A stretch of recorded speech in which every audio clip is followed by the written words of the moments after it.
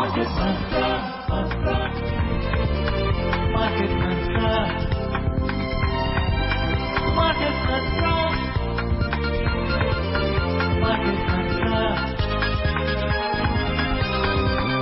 Market Mantra.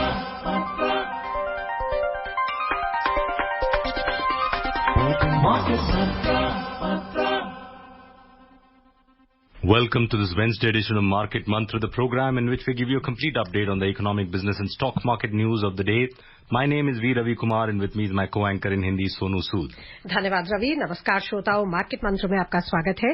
रोज की तरह आज भी हम देश और दुनिया से आर्थिक, व्यापारिक और शेयर बाजार के ताजा समाचार आप तक लाएंगे और उन पर चर्चा करेंगे। चर्चा के लिए स्टूडियो में आमंत्रित है वरिष्ठ आर्थिक विशेषज्ञ जयंतो दास। जयंतो नमस्कार, कार्यक्रम में आपका स्वागत है। शुक्रिया। और अब हेडलाइंस के साथ है V Ravi Kumar. RBI hikes repo rate by 40 basis points to 4.40%. LIC launches its IPO for general public to remain open till the 9th of this month. Domestic stocks decline more than 2%. Sensex closes below 55,700 mark. Nifty settles below the 16,700 level. And Brent crude prices hover around $109 per barrel mark. भारतीय reserve bank ने repo दर में 40 आधार अंकों की बढ़ोतरी कर दी। इसके साथ ही repo दर 4.4% हो गई। भारतीय जीवन बीमा निगम का आईपीओ आज से आम निवेशकों के लिए खुला। इस महीने की 9 तारीख तक ये सब्सक्रिप्शन खुला रहेगा। घरेलू शेयर बाजारों में 2% से अधिक की गिरावट। सेंसेक्स 55,700 के नीचे और निफ्टी 16,700 के नीचे हुए बंद। और ब्रेंट कच्चे तेल का मूल्य $109 प्रति बैरल के करीब रहा।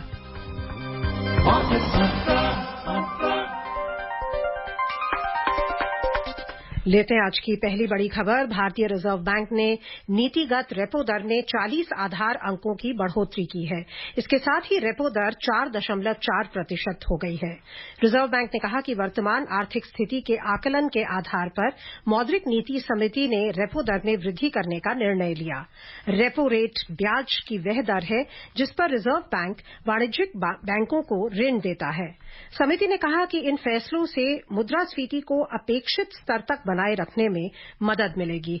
जयंतो, पहली बार 4 वर्ष में ये वृद्धि की गई है और इसके साथ ही उन्होंने ये भी कहा है कि जो पॉलिसी है वो एकोमोडेटिव रहेगी, लेकिन अब फोकस होगा कि हम धीरे धीरे इससे बाहर निकलेंगे। और ऐसा आपको लगता है कि अब शायद इन्फ्लेशन पर ज्यादा जोर दे रही है एमपीसी? देखिए, मैं मानता हूं करीबन पिछले 3-4 महीने के दौरान मुद्रास्फीति के ऊपर एक अलग से जो दबाव था एक। दूसरी सवाल ये रहा कि इनका जो बैंड है, शायद उन्होंने स्टेटमेंट में भी आज कहा 4% +2% तक। तो इस बैंड में अगर रखना है इन्फ्लेशन को, और हम सबको पता है 6% के ऊपर सीपीआई चला गया है, तो उस स्थिति में बहुत जरूरी था ये निर्णय लेना। और सिर्फ हमारा देश में नहीं, यूएस मार्केट्स में भी शायद आज ही फैसला आने वाला है। तो ये जरूर है कि इस वित्तीय साल का तिमाही के साथ शुरुआत के साथ साथ करीबन 1 महीना हुआ है पहला तिमाही का, तो इसमें जरूरी था ऐसा एक निर्णय लेना जहां पे आपको एक स्टांस लेना था, जहां पे ग्रोथ को कॉम्प्रोमाइज ना करके ब्याज दर में थोड़ा वृद्धि हो ताकि इन्फ्लेशन के ऊपर काबू पाया जाए। बिकॉज रन अवे इन्फ्लेशन अगर देश में होता है तो और भी वो खतरनाक हो सकता है ऐसा स्थिति में। तो मैं मानता हूं कि काफी लंबा अवधि के बाद, जैसे आपने बताया, करीबन 4 साल के बाद एक ब्याज दर के ऊपर एक वृद्धि के बारे में बात की है। और मैं मानता हूं शायद मार्केट का जब डिस्कशन करेंगे हम बाद में आप लोगों के साथ, मैं मानता था कि शायद स्टॉक मार्केट थोड़ा बहुत डिस्काउंट करके चले हुए, लेकिन आज गिरावट काफी भारी रहा। So was it a surprise that the market was that's what I'm actually a bit perplexed, because this was a discussion which was happening for the last 6 to 8 weeks. It's not the question of whether, the question was when. So based on that, the market's reaction, specifically, यही main reason रहा market yeah. So typically, so specifically the reason where we had a 600 point fall initially in the opening market till I think 130, and then it started crashing to almost, I think, 1400 levels. So I'm a bit, I thought that the markets were a bit smarter than this. But then, as I said, one doesn't know, how and when and why the markets react the way they do. It's counterintuitive. I was looking at the US stocks futures are up, whereas they're expecting a 50 basis point rise. Exactly. This is just a 40 basis points rise, and the markets just have gone 2% down. It's quite surprising. But I do believe, specifically for shark hunters, shark is quite a happy word nowadays because we have a Shark Tank, quite a popular show which happened focusing on startups. But if you are a good shark in terms of hunting for good bargains, I think try to use this window if you have that money with you, and if you believe, there are some good stocks which fell quite largely than what they were expected to today. So, as an economist, आपको लगता है कि हमारी अर्थव्यवस्था के लिए ये एक सही फैसला आया है, जिससे जो इन्फ्लेशन, हम कई बार कहा जाता है कि सिर्फ इन्फ्लेशन को ही नहीं, इन्फ्लेशनरी एक्सपेक्टेशंस को भी मैनेज करना आरबीआई का एक प्रमुख उद्देश्य है. तो आपको लगता है इससे इन्फ्लेशनरी एक्सपेक्टेशंस कुछ हद तक कंट्रोल होगी? इसमें कोई दो राय नहीं है कि मुद्रास्फीति के ऊपर काबू पाना इस वक्त आरबीआई के लिए पहला 3 इंपॉर्टेंट ऑब्जेक्टिव्स है. शायद पहला ऑब्जेक्टिव भी नहीं बताऊंगा. तो वैसे स्थिति में ये जरूर है कि चर्चा हो रहा था कि एमपीसी पिछले मीटिंग के दौरान भी शायद वो लोग उम्मीद कर रहे थे कि 25 बेसिस पॉइंट का एक वृद्धि के बारे में बात करेंगे, लेकिन किए नहीं. उन्होंने कहा कि अभी भी वो लोग अकॉर्डिंग स्टैंड लेकर देखने का कोशिश कर रहे हैं, लेकिन ये निर्णय कभी न कभी आपको लेना बहुत जरूरी था. और मैं मानता हूं कि अगर ये आया है इस वक्त, शायद ओवरऑल अगले 3-4 महीने का दौरान देखते हुए ये बहुत जरूरी था ये आना.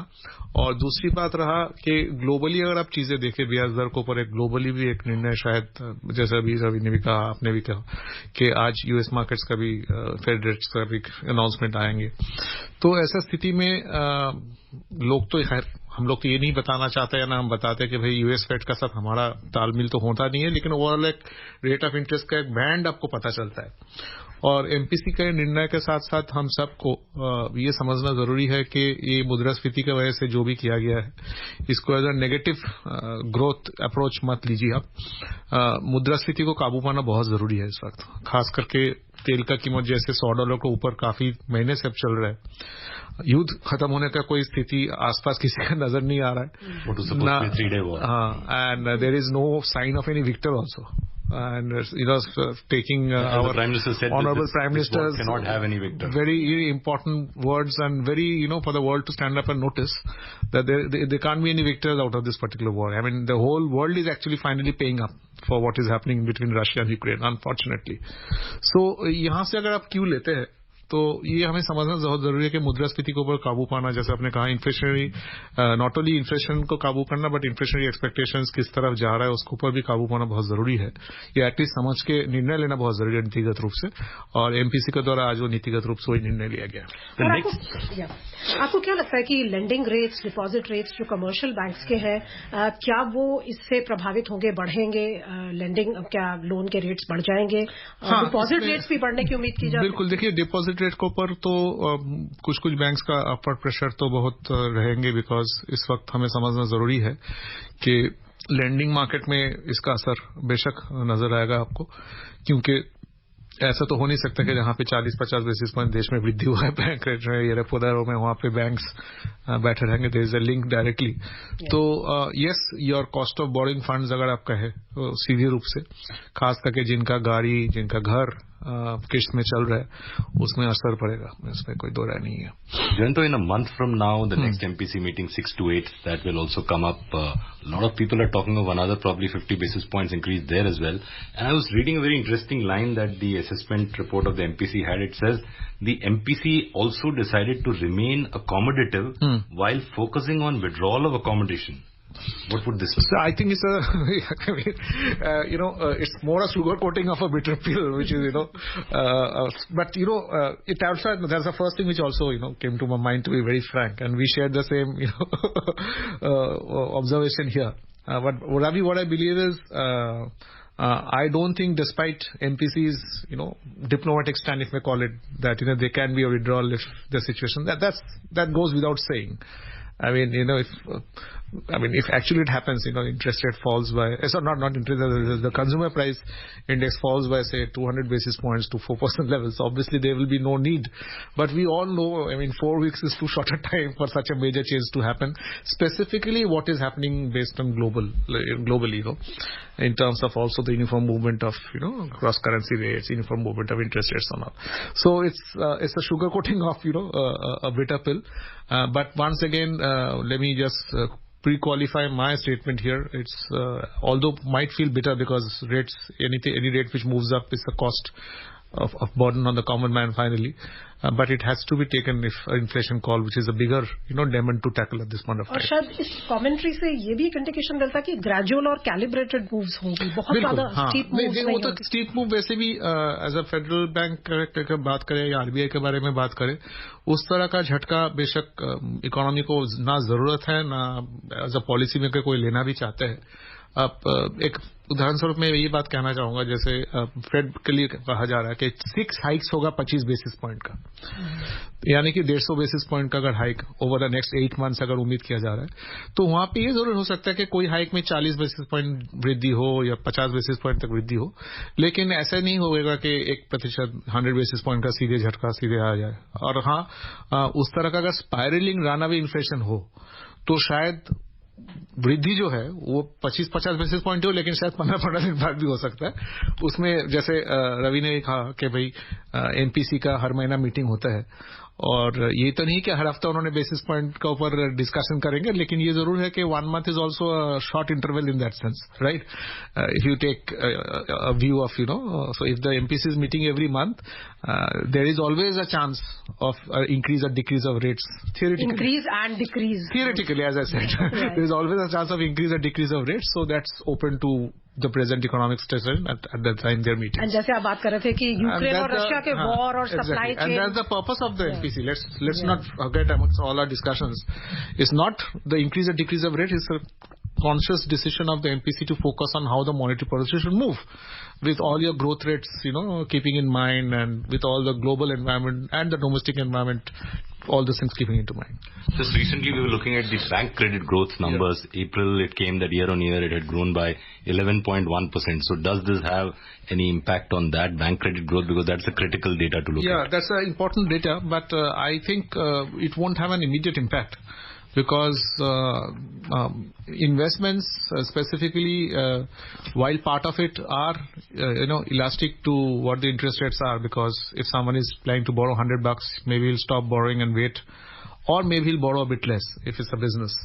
But at the end of the day, if you are into a business, or if you plan to invest in a business, if that's the main takeoff of how the loans happen, I believe people have now consolidated a particular fact in their mind, and that is the rate of interest is going to move up from here on. So there is, either you go ahead and plan likewise, or you don't plan at all. So that's a call which businesses would have to take, and I don't think businesses are ready to take a call of not doing investments. So specifically given the economy is opening up to some extent post-COVID, and specifically because of COVID, there was a lot of planned investments which were halted by major corporates. So they have started coming back to the, not only on the boardrooms, but they have also now started coming back to the projects.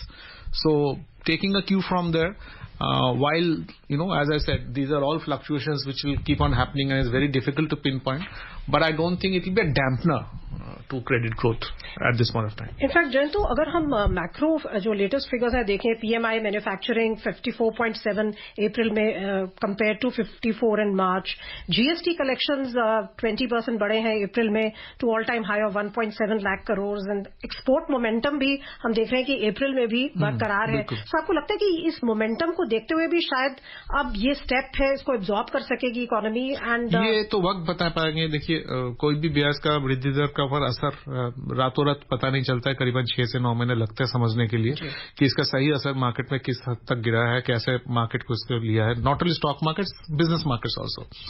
तो इस दौरान आंकड़े आपने जो बताए, GST का जैसा आंकड़े बताए, एक्सपोर्ट्स का आपने फिगर्स बताया, they are very encouraging at this point of time. और ये समझना बहुत जरूरी है कि इस तरह का फिगर्स के साथ आप कुछ कठिन निर्णय ले भी सकते हो। आपका पास हेडरूम रहता है to tinker with those rates. Maybe इस तरह का आंकड़े ना हो तो शायद एमपीसी शायद 25 बेसिस पॉइंट तक सोचते। तो but these encouraging facts doesn't mean that MPC अपना जो भी निर्णय है उस निर्णय में किसी न किसी तरह से कटना है, किसी न किसी तरह से ज्यादा उम्मीद के साथ कुछ वो करेंगे। ये जरूर है कि आपका पास कुशनिंग अच्छा रहता है इस तरह का निर्णय लेने के लिए। और वहां पे डिस्कशंस जब होता है, एमपीसी में जब चर्चा होता है, मैं मानता हूं कि ये सारी चीजों का ध्यान रखते हुए कि क्या मौजूदा रेवेन्यू कलेक्शंस किस तरह का, यहाँ पे जीएसटी इंडिकेटर वगैरह ये किस तरह का होता है, उस हिसाब से हम निर्णय लेते हैं। और जहां पे उन्होंने कहा भी कि ग्रोथ ऑब्जेक्टिव्स को हमेशा ध्यान रखते हुए एमपीसी का दिशा निर्देश रहता है। Right. So we'll continue discussing the top business stories of the day on Market Mantra, but we'll take a short commercial break here. उपभोक्ताओं तक पहुंचने का सुलभ और सस्ता माध्यम है आकाशवाणी। आकाशवाणी के विभिन्न केंद्रों से कीजिए अपने उत्पादों और सेवाओं का प्रचार विज्ञापनों के माध्यम से। लोकल और राष्ट्रीय स्तर पर कीजिए अपने बिजनेस का विस्तार, क्योंकि आकाशवाणी में विज्ञापन बुकिंग हुई बहुत ही आसान। अब घर, दफ्तर या दुकान पर बैठे बैठे आप कर सकते हैं विज्ञापनों की बुकिंग। डायल कीजिए 870-001-4242। नंबर एक बार फिर नोट करें, 870-001-4242। Welcome back to Market Mantra. Now we come to the largest IPO in the Indian bourses. The initial public offering of Life Insurance Corporation of India, or LIC as it's commonly called, has opened for public subscription from today. It will remain open for subscription till the 9th of May.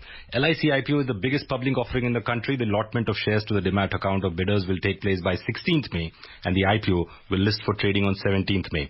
The country's largest life insurer, LIC, opened its IPO today, and an initial public offering or IPO refers to the process of offering shares of a private corporation to the public in a new stock issuance. LIC has fixed the price band of 902 to 949 rupees per equity share for its maiden public offer. Investors can bid for a minimum of 15 equity shares and in multiples of 15 shares thereafter.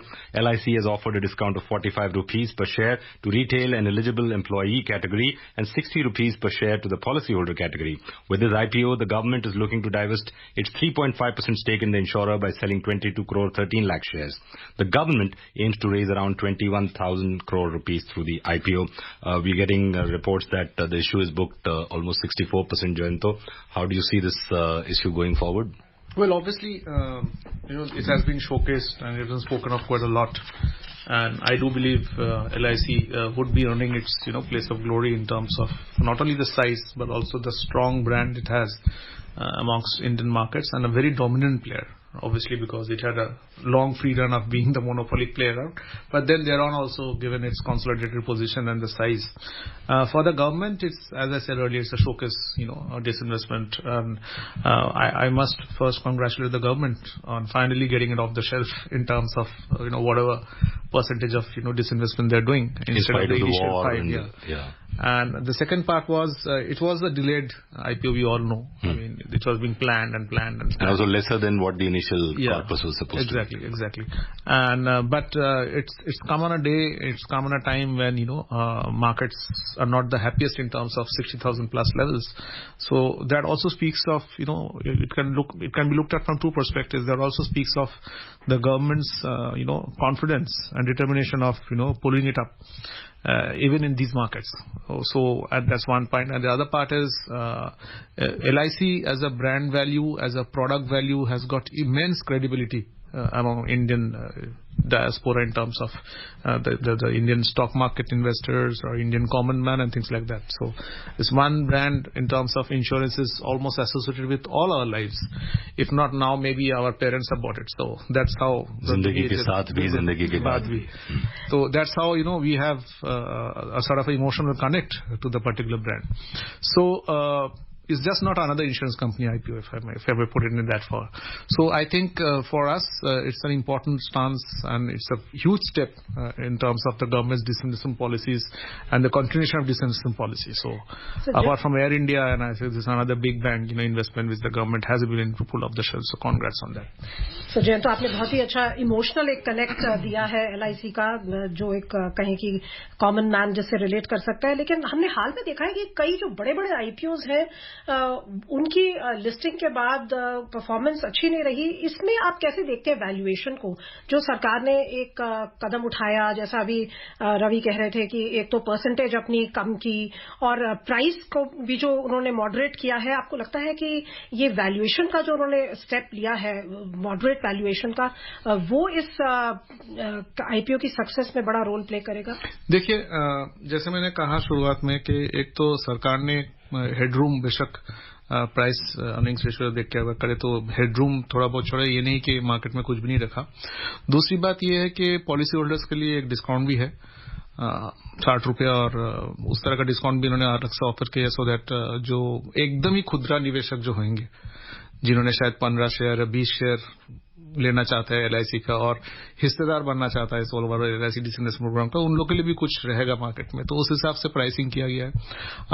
ये जरूर है कि listing का दिन देखना हमें पड़ेगा, 17 मई को शायद लिस्टिंग हो रहा है इसका, और हमें उस दिन एक्चुअली मार्केट में और साथ में ग्लोबली स्टॉक मार्केट का क्या स्थिति रहे, बिकॉज अगर जैसे मैंने आज 4 तारीख है, अगर आज मार्केट का इस तरह का, मार्केट में थोड़ा बहुत नरमी है, इस नरमी का साथ साथ एलआईसी का रिस्पांस तो बेशक अच्छा रहेगा, लेकिन लिस्टिंग का टाइम मार्केट का ओवरऑल वातावरण कैसे रहे उसके ऊपर भी निर्भर करता है एलआईसी का अलग से कैसे लिस्टिंग होता है। तो अगर लॉन्ग टर्म होराइजन हो इन्वेस्टर बिल्कुल, हाँ, तो वही मैंने कहा, जैसे मैंने आप लोगों को 3 बजे जब हम लोग प्रोग्राम में बातचीत कर रहे थे कि 2-3 साल अवधि के लिए एक बहुत अच्छा स्टॉक है। आपको अगर उस तरह का लिस्टिंग गेन्स अगर आपको ना भी हो, प्रवेश करने के लिए बहुत अच्छा स्टॉक है ये, in terms of our portfolio, और in terms of brand also I think there are not too many companies जो world का top 10 या top 15 में आते हैं, at least in product sectors. तो उस हिसाब से LIC का really in that sense a huge stronghold है.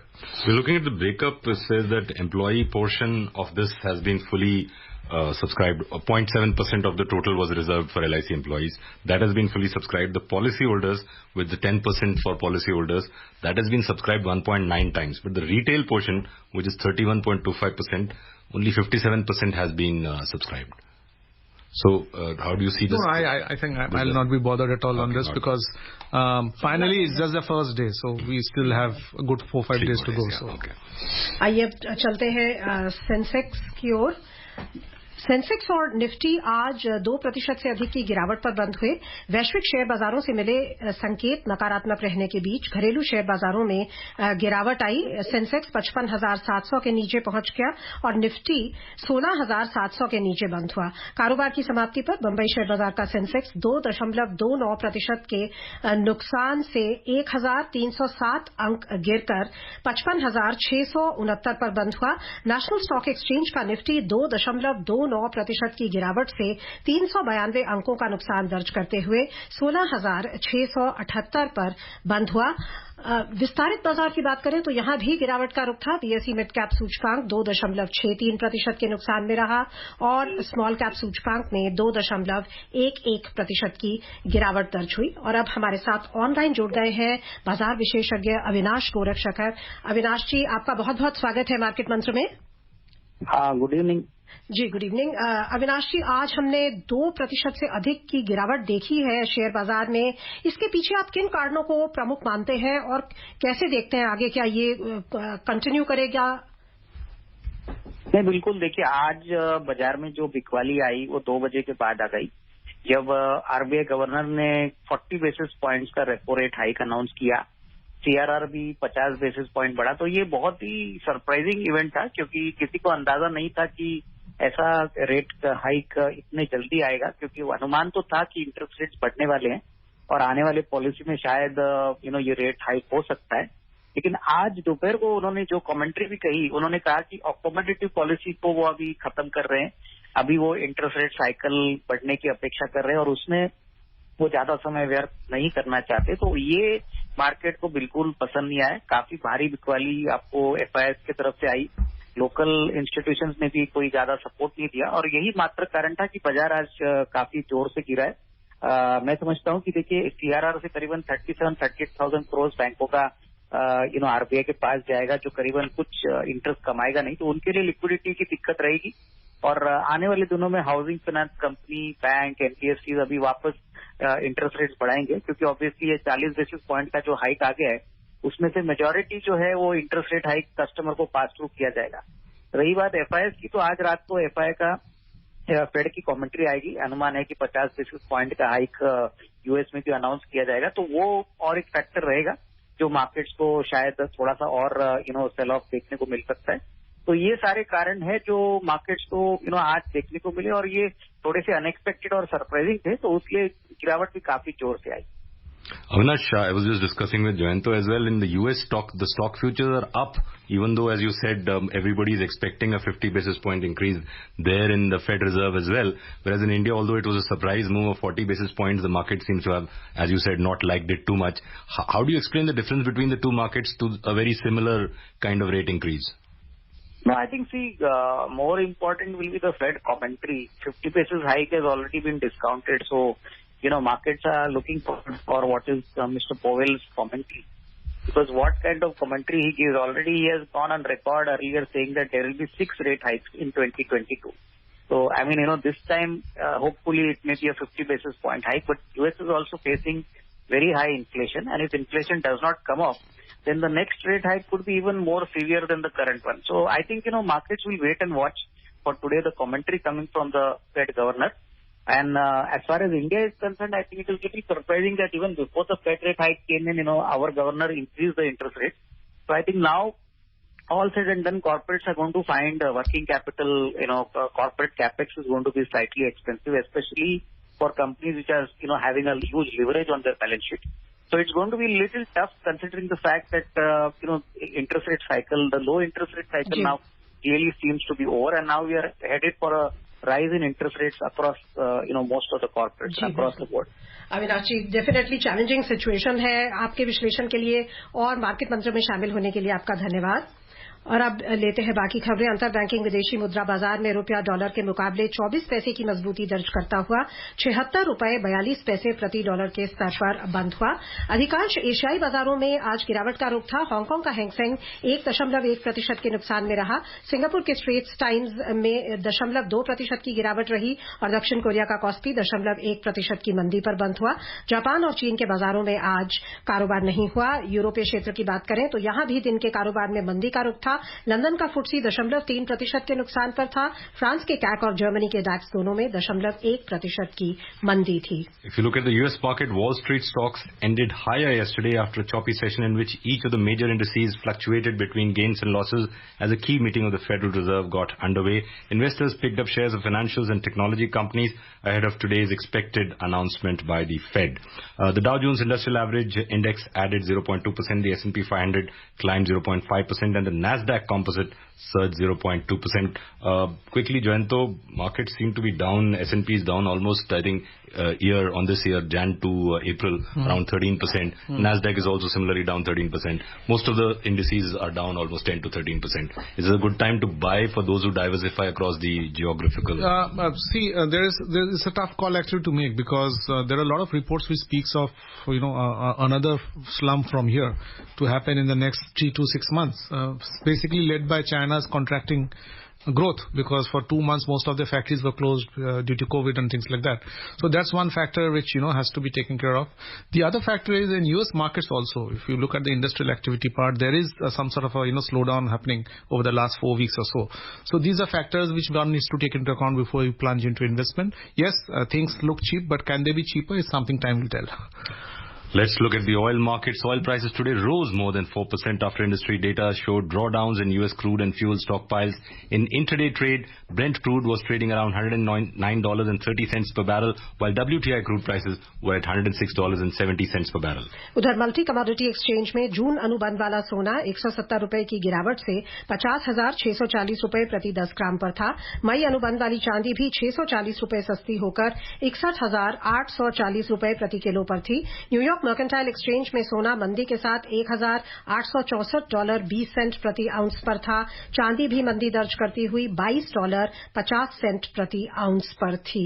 कार्यक्रम का समय समाप्त हो रहा है. आप आए जयंतो, हमारे श्रोताओं को बहुमूल्य जानकारी दी, उसके लिए आपका बहुत बहुत धन्यवाद. शुक्रिया. Thank you, Jayanto, for joining us live in the studio and discussing the business stories of the day. Before we close this edition of Market Mantra, a reminder of the headlines that we tracked in this edition. RBI hikes repo rate by 40 basis points to 4.40%. LIC launches its IPO for the general public to remain open till the 9th of this month. Domestic stocks decline by more than 2%. Sensex closes below the 55,700 mark. Nifty settles below the 16,700 level. And Brent crude prices hover around $109 per barrel. That's all that we have in this edition of Market Mantra. We'll be back again tomorrow at 6:30 p.m. for the next edition of Market Mantra. Till then, namaskar. Market Mantra.